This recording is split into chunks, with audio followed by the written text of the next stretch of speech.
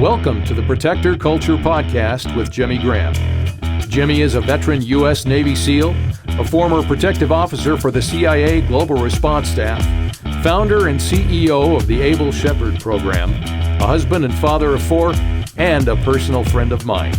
Now here's Jimmy.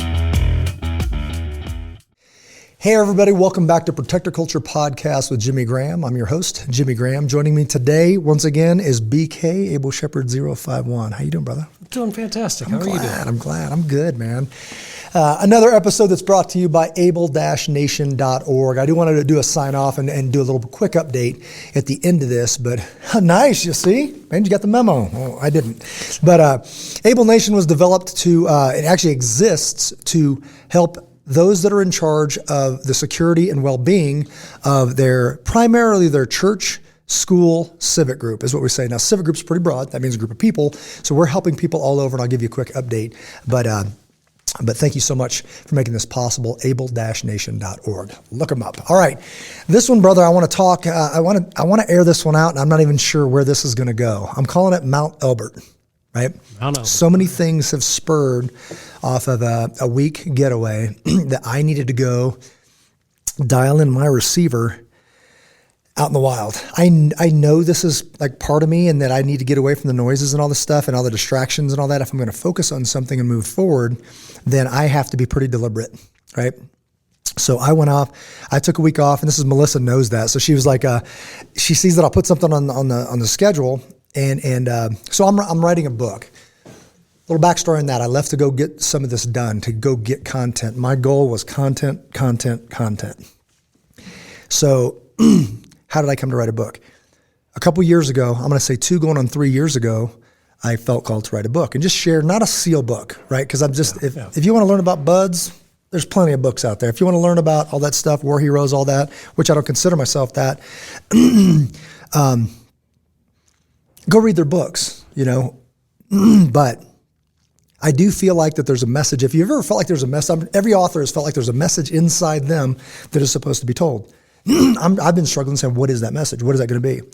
Now, if I was going to take a guess at that, there's a book called Wild at Heart by John Eldridges that I believe every person should read. Every person should read, not just man, but definitely every man should read. It talks about this world trying to emasculate boys. Some of the one-liners that you'll hear me just fall out of my mouth is like, almost like horse training. Don't break a horse's spirit.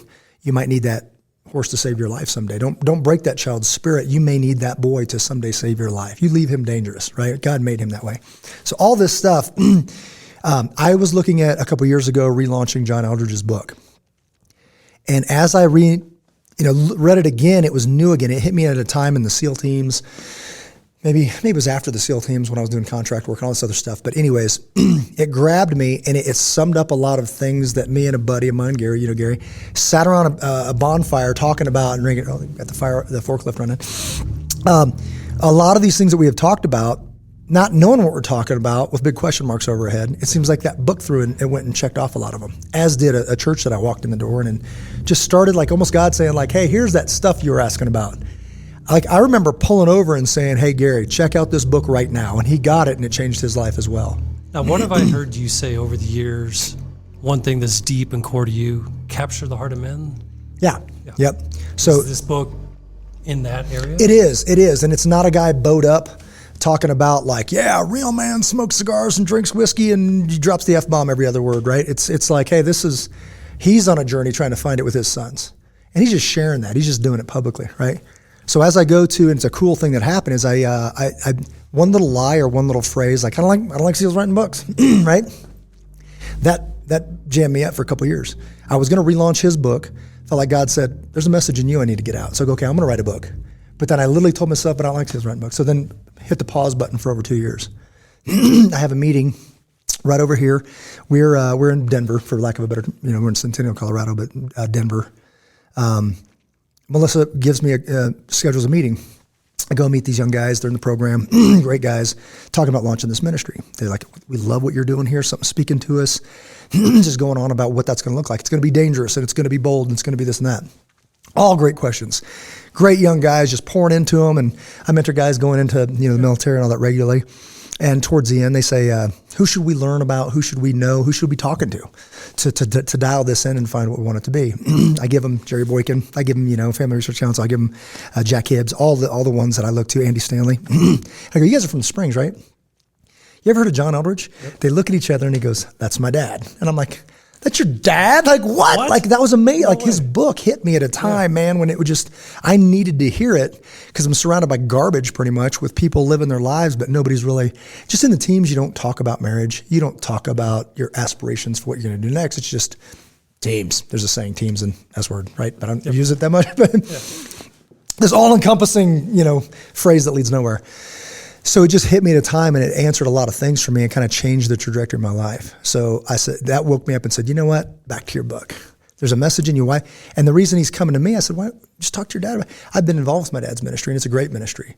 It's time to find my ministry. And I'm like, I love it. So you're trying to find the man you're going to be. You got a good start with your dad being a part of that. So he mentored that well, bestowed that manhood into you, as he would call it. And now you're going to go find you. And I'm like, brother, I'm a resource for you. You let me know what you need. It's just a cool thing how that kind of came full circle. So anyways, I launched this endeavor to write. I take off to Montana. You know about that. Got the framework done, a bunch of good content, but not enough, not near enough for a book. So we blocked out a week, went up to Leadville. I'd been up there, led a men's retreat, was the guest speaker at a men's retreat, and did several sessions with these guys, and it was just a cool place. So I was like, man, I'm going to go back up there. That was a calm place. And right now, this time of year, in December, crickets, brother. There's nobody up there. Now, there's a reason why, but anyways, I get up there. Are you staying in a hotel, camping? So check this out. So I know it's just me. You know what a tiny house is? Yeah, but I can't get my head around Skip Miller living in one. So think maybe 40-foot trailer. I don't even know. A trailer, because it's built on a trailer, it's a trailer, but it's a house. Yeah. Little thin guy, whatever. And they use every square inch of this thing. And I walk in. Here's the cool thing. Everything's new-ish. It's just nice. Everything's clean. And it's not RV stuff. It's not the ball valve toilet with that kicks on all night, It's water, it's heat, it's everything. I didn't touch the thermostat once. I walk in, it's perfect. Just much smaller dimensions. That's all it is. Perfect for a guy coming up there to focus. Not perfect for two people, right? Like if it was you and your wife, don't do it. Yep. Me, I mean, if you're newlyweds, go big. If you're not, I wouldn't do it. But what it is, I mean, you better get your yoga on before you get in that bed. It's one of those pull the stairs out that's like a slide out bookshelf looking thing, and then get up in the bed and then get back down and move it over so you can go into the bathroom kind of thing, right? Oh, gosh. So they use every bit of space. But again, shout out to a tiny house, Leadville, I think it's called. It was fantastic. So they're not expensive. You go in there, pay your deal, and most of the time I'm out up in the mountains anyways. Yeah, I was going to ask, is it mostly for sleep and it's shelter? It's headquarters, right? And then you're out during the day. So these guys, it's right behind you. We have these easel boards that you pull them off, and they're made by 3M, and they just stick to the wall. Giant right? Post-it note, right? Yeah. Covered every wall. By the time I left, they're hanging on every wall. There's all this data everywhere. I'll leave a notebook next to my bed because just downloading all morning. Like you wake up in the morning, 4 a.m, and you don't stop writing for 10 pages, that kind of thing. Maybe not 10, 5, whatever. But every morning. But if you lose it, if you let your mind wander to the next thing without capturing, it got to be the point where I couldn't write full sentences because I had 3 ideas. Yeah. And I would write out 2 and miss one. So now you're going shorthand. Yeah. I'll fill in the details later, just what will remind me of this topic, right? So that's kind of one of the things I want to talk about because we say this regularly. I say it regularly, and we talk about this, is if you're one of those people, these people that say, well, I don't really hear from God. As a communicator in the SEAL teams, there's transmit and receive, right? Communication takes transmit and receive. And if you're not hearing from God, it's a problem with the receiver every single time. He never stops transmitting. And I've seen times in my life where I get so busy, I stop receiving, right? But then if you figure out how to dial that in, it will blow your hair back. I mean, you can't write fast enough. Yep. So all these questions you have, you wouldn't have them, but you're going 100 miles an hour. Honorable, noble things, raising a family, starting a business, paying your taxes, doing your whatever, right? Bible studies, you name it, but what you're not doing is conversing with God. One of my devotions the other day was, are you so busy serving that you don't have a relationship? Like, wait a minute, going to church and I'm saying Jesus a bunch and I'm doing all these things, right, but you don't even have a relationship. Like that's the problem. Yeah. So what good are you to them if you're not connected, right? So you go up to the mountains, you're in a tiny house, you're remote. I'm assuming you're shut off, cell phone, electronics, and you've eliminated interference and white noise. That's right. And suddenly the receive Yeah. starts picking up a little gain. So the first thing you got to do is set down some ground rules and you come in there. What's my objective here? Content, right? I get up there, get checked in. Not much going on, pretty much ghost town this time of year. Yeah. So you get up there, check into your deal, sit down, trying to do it. I also, I just got to throw this out there. There's a book that a brother handed me, Joel handed me with, he wrote in it like, hey, you've got to read this book. And it's called A Christian Manifesto. It's kind of a retort to the Humanist Manifesto that was written a long time ago, right? 80s maybe. Scary, but spot on, talking about what you need to do to defend truth. One of the lines in that said, don't die on the hill. I'm rephrasing this. Don't die on that hill of freedom. Don't fight solely for freedom, especially yours, because that could be selfish or misconstrued as what is freedom. Fight for truth. And we say this in different ways all the time here. It's like truth with a capital T, fill in blank. But that kind of stuff is just hitting me so hard right now. It's inspiring, and I'm all in. So I go up there, check in at night, just when I want to break and to get the juices flowing, I'm flipping through this book and reading it. Because if you know Jimmy Graham, and I tell you if I read a book, it means I listened to it on Audible. I'm not a big reader guy, right? I think the last book that I read, I wouldn't say that. Years ago, I remember sitting down for 4 hours a pop in the mountains of Montana reading Lonesome Dove, right? After that, it gets foggy because it's thinking Audible. So if I say that, just bear with me. What I'm implying is that I came across a book and the knowledge is now in me. But Everybody learns in different ways. That's right. So I actually physically read this paper book. So I'm starting the fridge for Jimmy Graham. But amazing book, highly recommend it. So that I got this going on while I'm trying to figure out this message that is absolutely along the same vein. Saying, what is the message in you? And it's funny how you start off a thing kind of nobly saying, well, I just want to write this so my son can figure out the man he wants to be. Yeah. And quickly you realize there are 60-year-old men trying to figure out the man they want to be. There are 47-year-old men, there are 50-year-old men, whatever, trying to figure out the man. This isn't for a kid. Right? This is not kid stuff.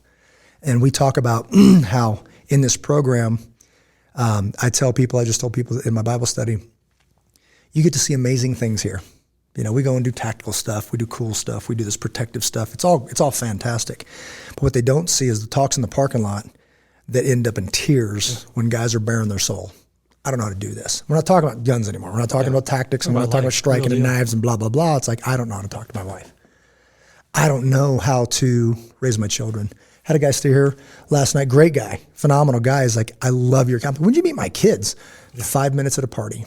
How do you do that? I'm like, what'd they do? I'm like, but they're great. But how do you answer that? Because it's 100 answers. You know what I mean? But it made me think about it, and I've been thinking about it all week actually. But so up there, oh man, cast your stones. I'm ready. I can take it. I go up to Twin Lakes for about a 6-mile hike, 6.5 miles, right, round trip. Get up there, find this the sun's beating down. It's still snow on the ground, right? There's this sunny blonde patch of grass over there, and I'm like, that's my spot. But it's on the other side of the lake. So I had to cross a beaver dam and do the sticks and make some whatever. I get across there, pull off all my stuff, and my hiking boots are just eating my heels. Right? I don't know. I just hunted. Like blisters and blistered them up. socks, just ate them up. Now, same boots, way more miles during hunting, and they were fine. I don't know what happened. Adjusted wrong, something. But they were just really rough on me, right? Pull them off. I sent a picture. This episode should be sponsored by Uncrustables. I was just eating a peanut butter and jelly. Rachel hates these because there's no food in them, but it's basically like a puck. Yeah. It's a peanut butter and jelly thing. Thanks a lot, Ron. Ron, my hunting buddy, he's like, hey, check these out. I'm like, rah, rah, rah, because when you're hungry, whatever. So I got an Uncrustable. I took a picture, sent it to Ron. Shoes off, mountain lake, way up high in the elevation. Just beautiful. Colorado's amazing. Next day, I'm like, I've got a dilemma because now I decided I'm going to go up Mount Elbert. I'm going to head up there, see what's going on. I put these boots on, not happening. Yeah. They touch those blisters, not going to happen. Therefore, you have another dilemma. Don't go. And you came here to get content, and I just figured out how to tune in. Yeah. Right? Yeah. Or I bust off the Ariats. Ariat cowboy boot with the work boot sole, right? And these aren't new ones. These are with the Ariats. So they've been awesome. Custom molded to your They're foot for fantastic, 5 years right? now, yeah. And I'm like, but they're not hiking boots. And this time of year, you're in hard packed snow or ice, right? So you either don't go or off you go in your everydays, right? So you can see where this is going. So I throw them on, and then they hit me in a different spot than that heel. And off I go, well, let's just check it out. We'll see how it goes. Now, when I say write a book, just like, I'm not a big sit down and read because I'm just going 100 miles an hour. I'm not going to sit down and type either. Yeah. So what we developed, and again, finding that thing that works, is it a discipline thing? Absolutely. I'm not disciplined enough to sit in my basement and write. I'm either with my kids, I'm at this office, or I'm running errands for one of the two, right? Hanging out with my wife, doing whatever, because that's what we created the business for. So I take off, and I'm going nice and easy with these boots on, and to go find me and get away from all the stuff that's distracting me, all these beautiful little blessings. I call them beautiful little distractions. These beautiful, amazing little distractions. But the goal is to get content. So I take off up there. I just take it easy. We'll see how far, and then we keep going. And when I'm not typing what we discovered, my ghostwriter Steve, what's up, brother? Stevie Klein. I put a microphone on me that connects to my phone. It's in my anorak in the pocket. So you're walking and talking. So I've got a lavalier mic, right? So I'm just talking. I'm like a lost drunk man, right? I'm just in the mountains talking to the trees, right? But when you go do that for 8 hours, I guarantee you something's going to happen, right? Especially if you're talking to God with the intent of, I'm going to get away for a minute, and I'm going to walk up there, and I'm going to start a dialogue, and it's going to last for 8 straight hours, right? So I get up there, and I'm going, and it's baby steps because it's slippery and all this. And I get up, and I'm going, and I stop for lunch, and I'm going, and I look down at my watch. Like I'm past the tree line. The summit's right there. Of course, it's probably a false summit, and it's probably, it's called summit fever. Have you heard of this? No, I haven't. It kills people. They go, it's right there. I can get there. And by the time they get there, they turn back and like, what have I done? And then the storm moves and they die. Yeah. So amazing weather, but I look up and I say, okay, now this is like rocky. Like now because I got these boots on, wrong boots, amazing boots, but wrong boots. I can't walk on the snow because now we're like this. Yeah. So I'm on the rocks next to the snow, like the nasty stuff. And they're probably loose rocks. Oh yeah, they're rolling and doing this, which isn't bad going up. Coming down. So then I look at my watch and I do this number, and I several times I stop, maybe shoot a video, and I'm deliberately trying to slow down because I know that I go too fast in everything I do. Yeah. And I keep hearing slow down, son, slow down. Like I'm going slower. One point I'm going so slow, I look up and there's a buck looking at me right in front of me. So I get my phone out and I capture it while I'm talking to him, like again, drunk man. Like, hey, what's going on? Whatever, he goes away. But you don't see that stuff when you're going fast. Yeah. And you don't even see the thing you came to see when you're going fast. If you just like, I'm going to summit, I'm going to hit a 14er, you see next to nothing but the rocks in front of you so you don't fall. Yeah, you're focused on the goal, not the journey. You're focused on 10 feet in front of you, right? But what you miss is all of this. Yeah. So I slow down, but by the time I get up there, I look at my watch and I could just imagine me turning pale. It's 3:00. And the sun sets in an hour and a half, and I won't even be back to the tree line in an hour and a half. And I know I got 4 hours to get, I'm like, oh man. Then it dawns, just like a wave comes over me, like, nobody knows you're here. They know you're in Leadville. Good luck. But you're by yourself. And I pull up my phone, I've got a signal. So I hit up Parker, and I'm like, hey brother, and I actually called him. Hey, I'm on Mount Elbert right now on the North Trail. Nobody knows I'm here, and I'm not going to be back, even probably to the tree line before dark. And he's like, okay, man, well, send me your location. And I was like, if I don't make it back by this time, you start making phone calls, but I'm going to turn back now, right? And I had this in my head. I can make it real quick. It's going to be dark anyway. You're already there. Just get up there and summit. And I remember even saying, like almost talking, trying to convince God, we said we're going to summit. He said, you said you were going to summit. You said we were going to summit. This isn't about that. Like we've never done this. You've never had a conversation with me like this. I go, okay. Right then, turned around, didn't even regret it, started coming back. But now, slipping, falling, doing all this stuff, and now you really start getting it. And this is crazy because once this starts, you got to get a hold of it, and make friends with it, and then enjoy this journey. So it went from this is the stupidest thing I've done in a long time, which the list is long, but it scared me. Yeah. They start creeping in like, what did you do to your kids? What did you just do to your family? You know better than this, and you could have planned, and you teach this and you whatever. And I'm like, you know what? There's nothing to be afraid of up here unless you speed up again and hurt yourself. Yep. And I keep hearing, slow down, son, slow down. Now, if you hurt yourself, it's because you hurt yourself. I'm telling you to walk slower than you've ever walked in your life. Yeah. And I'm like, okay, so I'd start walking, start thinking, start talking, eat it again. Remember, I'm recording. So the data that came out, and this is kind of the point, the stuff that came out is not stuff that I wanted to come out. It's stuff I don't want to deal with. Ooh. It's God saying, you got a phone call to make to the East Coast because you need to reconcile the relationship. And I'm like, man, I don't really want to talk about that right now. And I wrote this as a kind of smart aleck thing earlier before I left. How real do you want to be in this book? Real. And I felt him say, well, how real do you want to be? So how real do you want this right. to be? So he turns around, how real do you want to be? And I believe you know about this, but he says stuff like, you owe a 5-point apology. That's a new thing I've just become familiar with. Thank you, Paul. Appreciate that. I've been talking with a friend of ours. And you owe Rachel an apology for not coming home from Libya when she had a miscarriage many years ago. Yeah. And that apology wasn't for me. I learned later that wasn't for me. It wasn't for her to forgive me. It was for me to forgive me, right? Yeah. So when you talk about what scares guys like us, movie called The Bodyguard, Whitney Houston, Kevin Costner, whatever, and I've been really thinking about this, is the little boy asks, after the sister dies or something like that, the little boy asks, he's sitting there drinking vodka or something like that on the couch, and he comes over and he goes, what are you afraid of? And he says, not being there. That's a big thing in me, and I think most guys, not being there for your wife, that's a big deal, right? And I've been carrying this, having images of her by herself and me not being there, knowing what I needed to do, but letting us talk each other into, let's just stay where you're at, not much you can do, whatever. So that's the kind of stuff you hear when you figure out how to dial your receiver for receive, and maybe it's not for you, the mountains. Maybe you are disciplined enough to go downstairs and focus, and here, I'm not, right? So I know it's someplace wild. I feel like there's something also with the outdoors. There's something about being outside in nature, away from distractions, for lack of a better word. Yeah. And I think those distractions and that static can come in the form of it's being busy, going too fast. No music. Like for me, I cannot go from A to B without either listening to an audio book, a podcast, music, something. I'm always need data. And yes, I'm thinking and doing stuff in my head or being on a phone call. I got 50 people I got to call back today.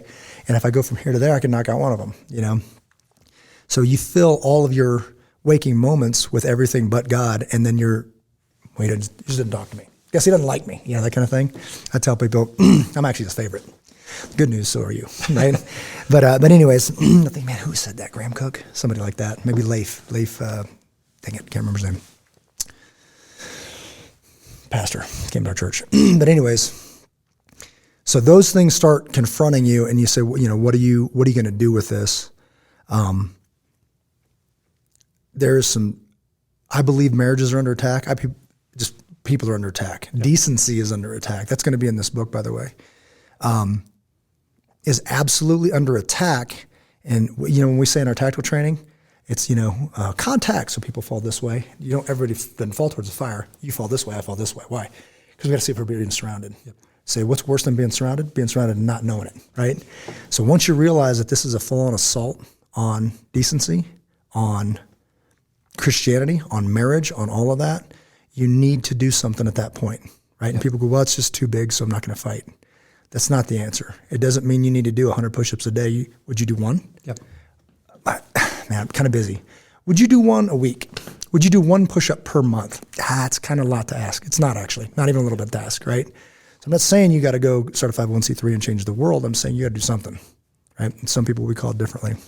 So in that regard, I think that now I am confronted with what do you do with that? You know now how to dial that in. What do you do with it? One of the things is, and I think that's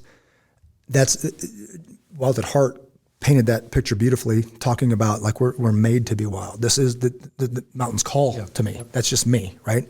I've had this love affair with Montana for as long as, longer than I've known you. Back and forth, and going there to get, centered, if you will. Doesn't have to be Montana. Just needs to be something a little wild, and it needs to be free of distractions. So once you kill the static and then open up your receptors, if you will, to listen, stand by, because now you can't write fast enough. Yeah. Now you can't record fast enough.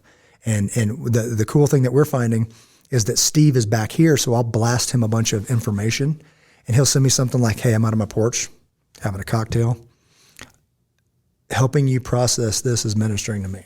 Wow. Like, this is changing my life, and thank you for letting me be a part of it. And I'm like, likewise. It's a cool thing. It's a win-win all the way around.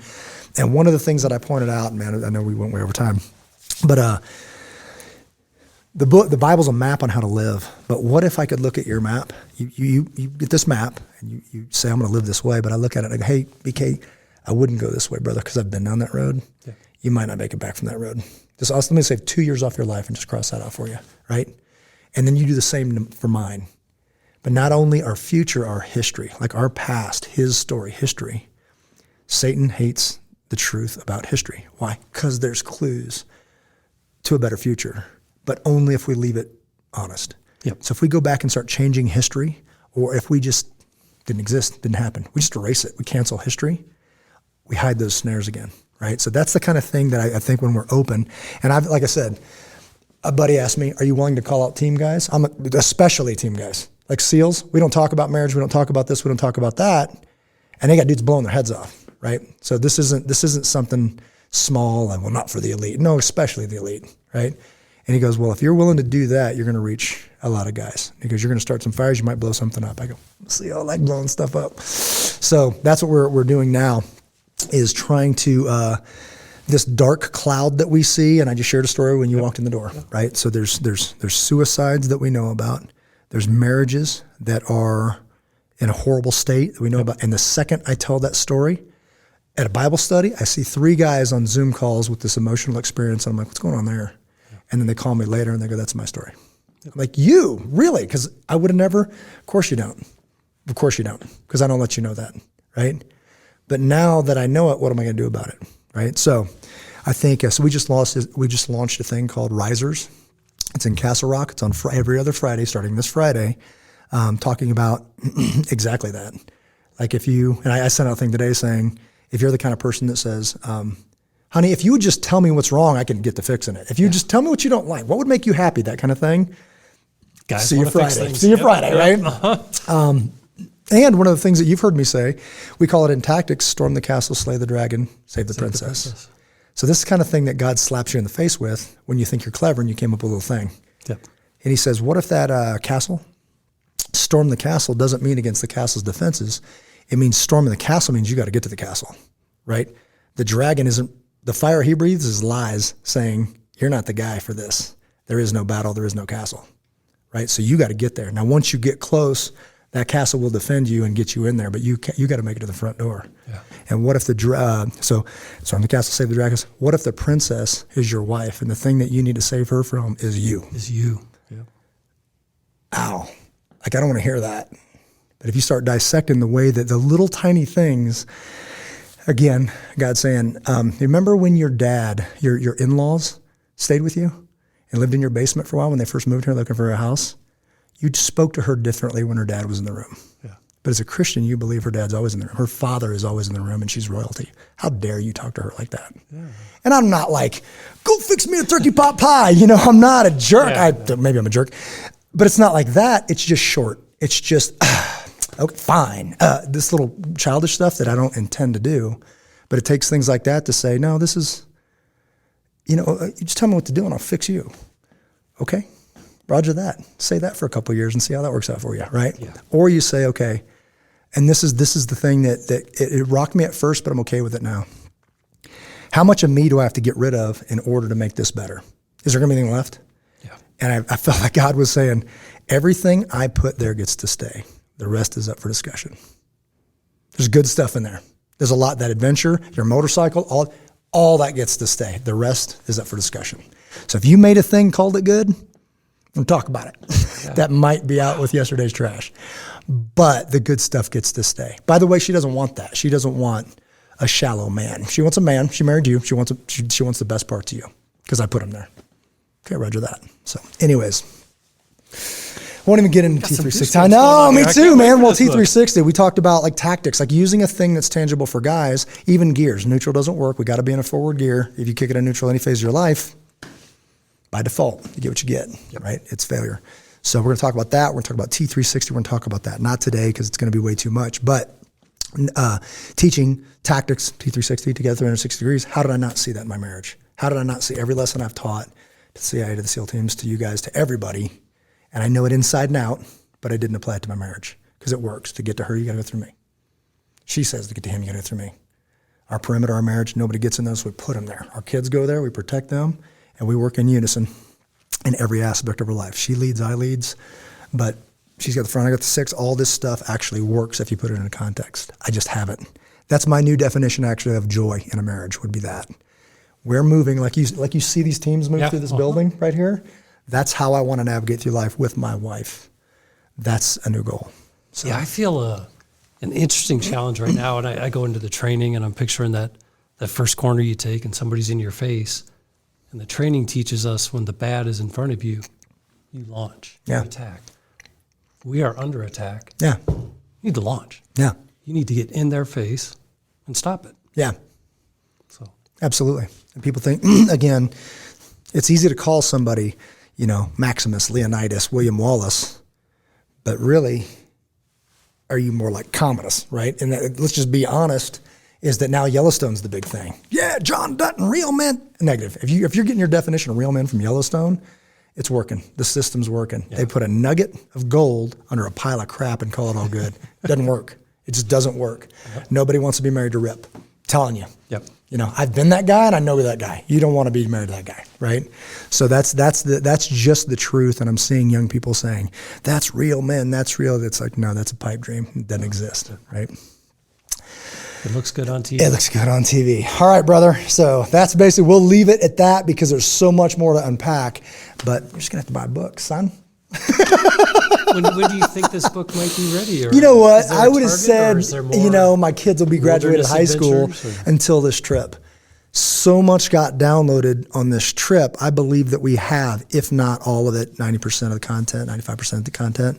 We just now the hard work starts, editing and locating. And this is another thing.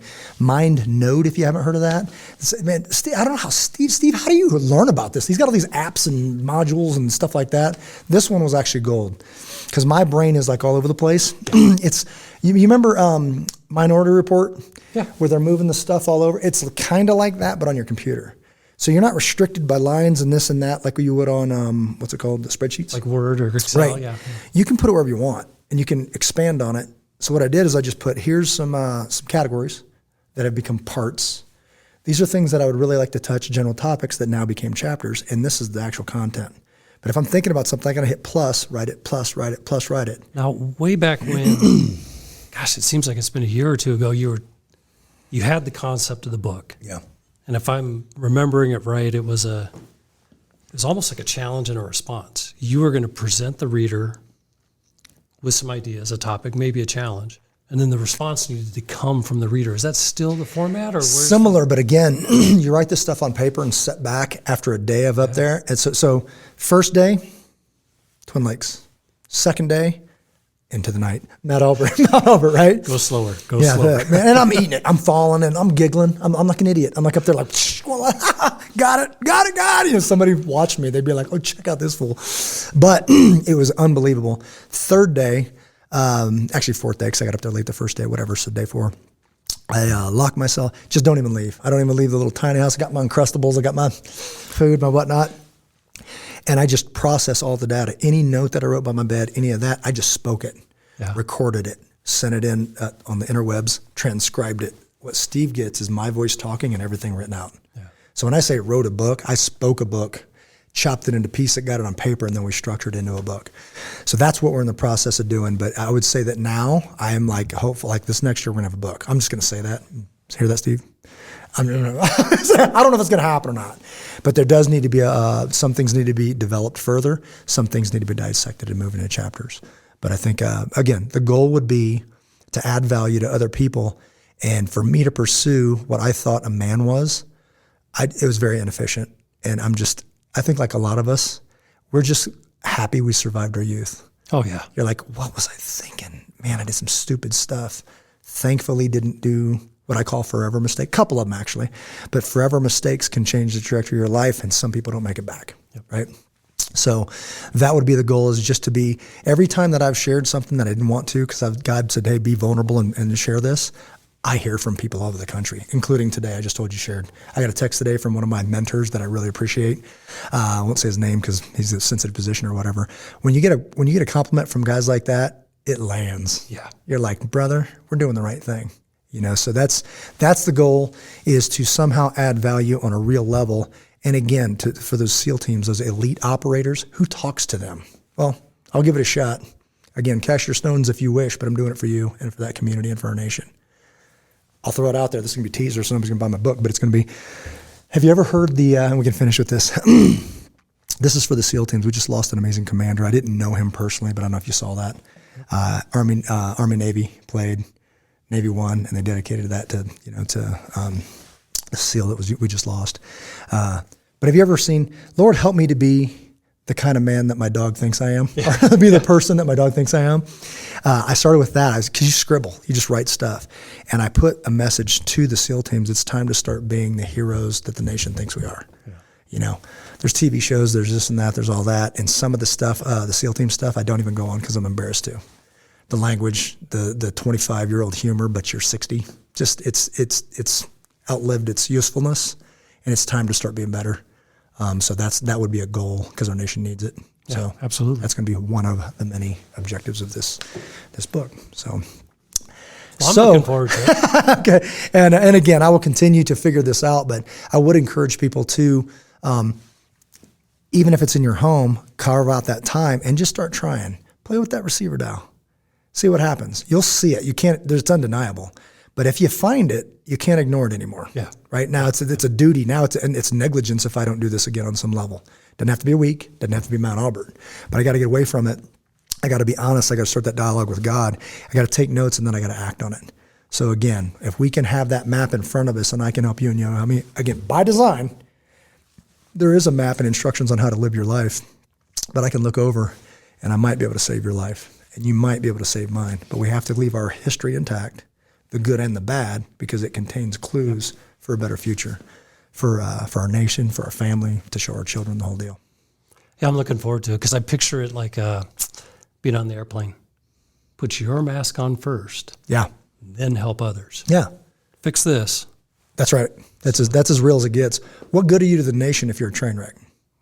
Not much. Roger that. Well, I guess you know where to start. You know what I mean? So it's like right now, in these banged up Ariat cowboy hiking boots, cowboy slash. I don't recommend that, by the way. They might be ski boots. So yeah, we got a gear review coming up. Crispy boots. Now I can't speak to them yet because I haven't worn them, but everybody's raving about them, and I have it on good authority that Santa Claus might be. Actually, Rachel Jean and the family might be hooking Daddy up with some crispy. Right. CRISPI, and Ron and the 86er, they swear by them. So we'll see if we can't get some better hiking boots. But again, that change starts right here.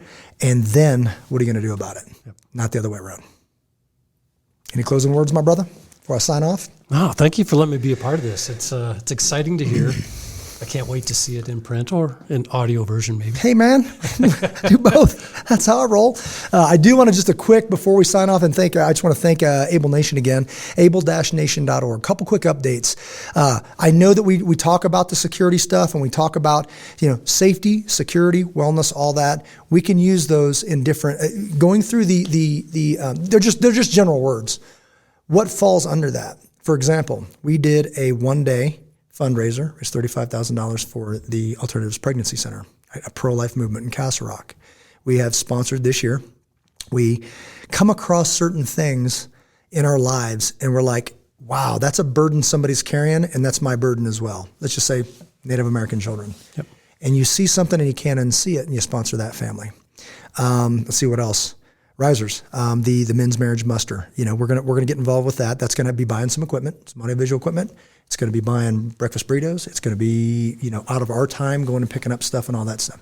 So I think this is all the stuff that you're supporting when you're supporting Able Nation.